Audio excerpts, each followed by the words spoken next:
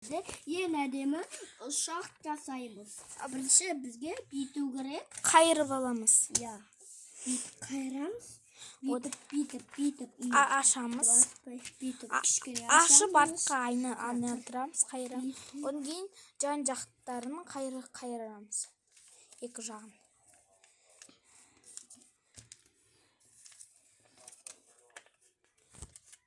Енді біреу болды. Енді екіншісін тағы да сөйтіп қайырамыз. Одан кейін алдыға қарай қайырамыз. Алдыға емес па? Иә, бүйтіп қайдырады. Осылай қайдырады, ішіне бүйтеміз. Ішіне бүйтеміз.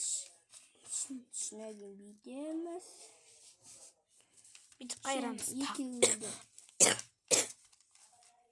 Екеуінде бойы істейміз. Ішіне бүйтеміз.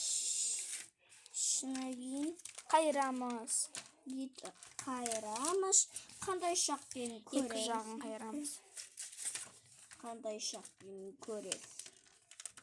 Қайырып аламыз. Күшті ұшақ.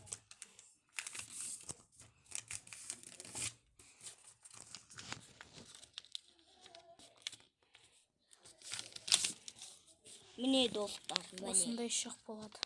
Қазір далаға шығып көрсетеміз. Қараңыздар, біреуі кімдікі? Мынау менікі, мынау інімдікі. Кеттік.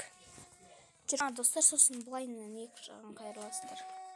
Меңгіне қайырып отырмын. Қалай ұшады екен, я? Екеуді бүйтіп ұшады. Кеттік далаға. Жүрейді. Ал достар, мына ақбақ ұшақты көріп қаласың. Қайсы? Ақбақ ұшақты көрсеңіздер, бізге лайк басып тіркелтетіңіз. Неке осылай ұшады. Ал екіншісін ұшыр.